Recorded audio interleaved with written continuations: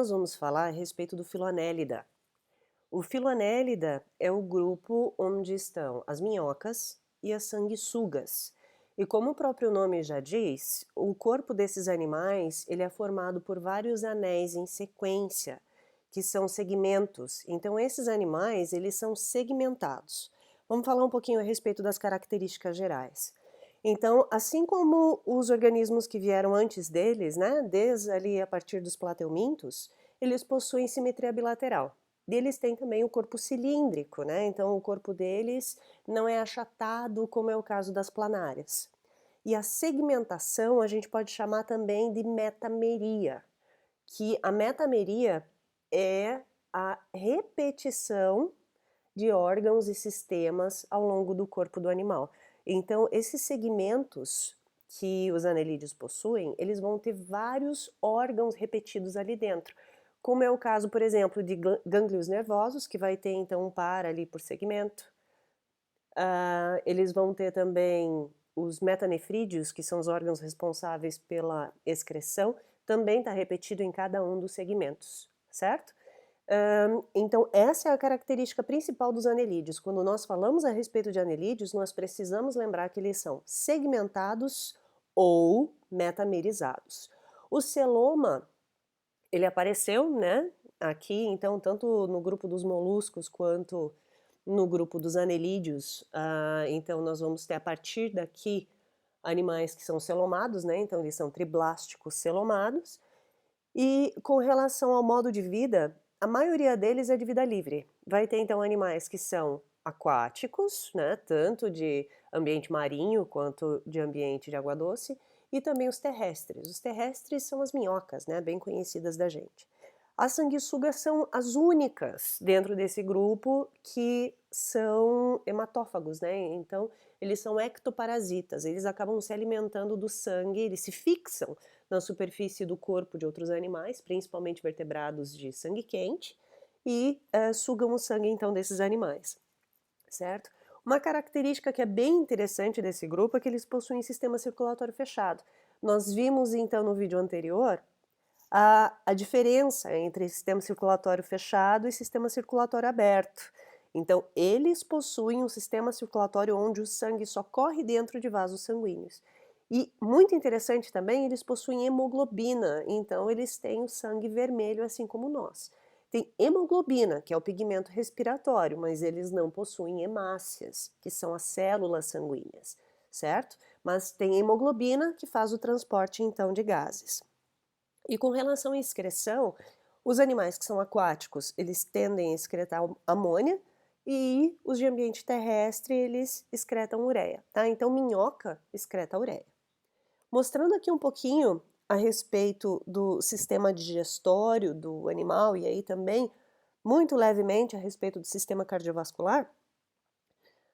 Então possuem aqui então os vasos sanguíneos, né? Então tem o vaso longitudinal dorsal, que a gente chama de aorta, e aí ele acaba se ramificando, formando o que acaba sendo chamado de corações laterais. Eles possuem então esses 5 ramos aqui, que são pulsáteis, e por isso é que eles acabam sendo chamados de coração. Sendo pulsáteis, eles acabam então empurrando o sangue ao longo do corpo dele para distribuição, certo? Mas na realidade não são corações de verdade, tá? Coração mesmo quem tem são os vertebrados. Na realidade é simplesmente uma porção da artéria que tem essa capacidade de pulsar, assim como o coração. É uma bomba só, certo?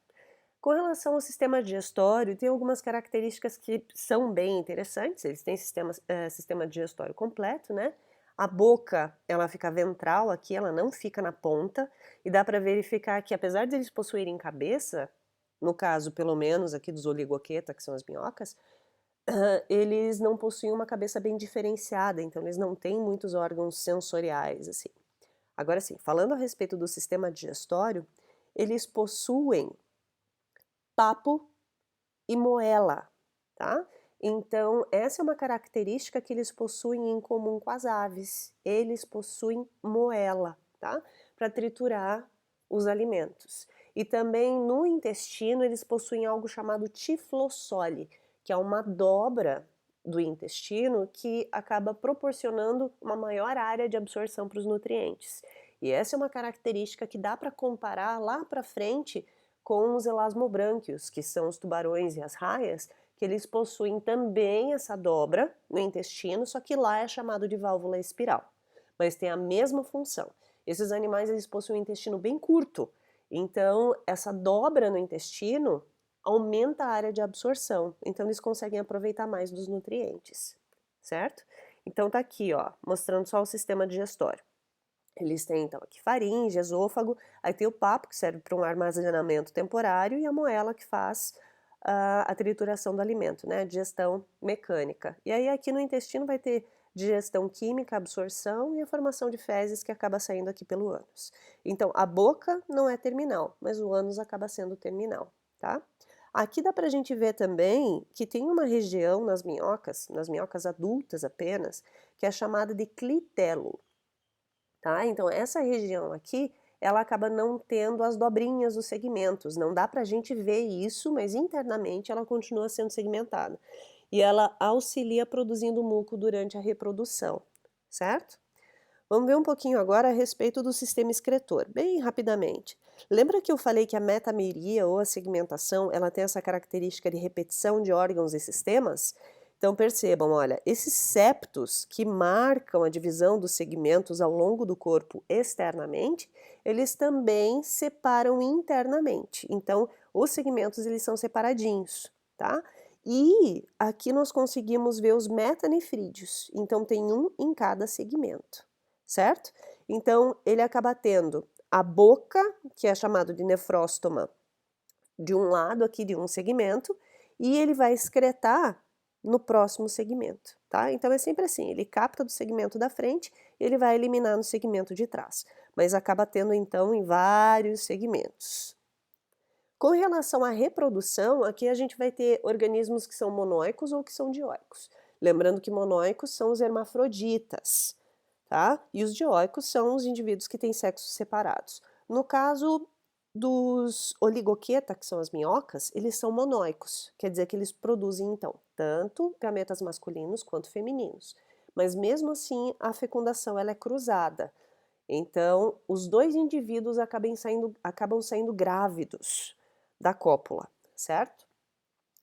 Então, como é que acontece? Os animais, eles acabam ficando um transversal ao outro, tá? Eles ficam virados um para o outro, tá? E o que eles fazem é troca de espermatozoides. Eles acabam liberando os espermatozoides, que vão acabar sendo, então, armazenados no corpo do outro indivíduo, tá? Até o final da cópula. E aí depois eles se soltam, né? Eles saem e aí então acaba juntando o espermatozoide com o óvulo e tem a formação aqui dos ovos, tá? E aí os ovos eles acabam sendo liberados dentro desses saquinhos aqui, tá? E o desenvolvimento é direto, então dos ovos acaba saindo direto aqui uma minhoquinha.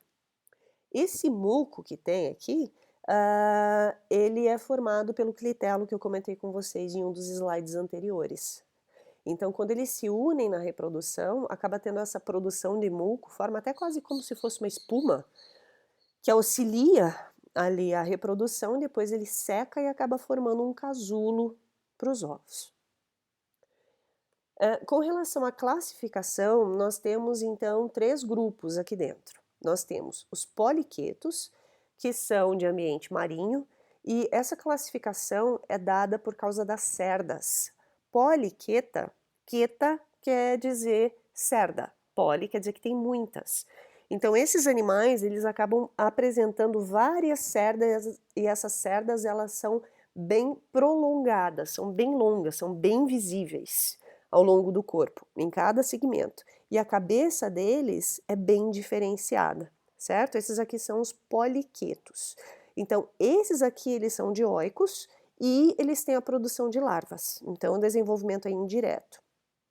Os oligoqueta, que a gente já conversou, não parece, mas eles possuem cerdas sim em cada um desses segmentos. Só que essas cerdas são curtinhas.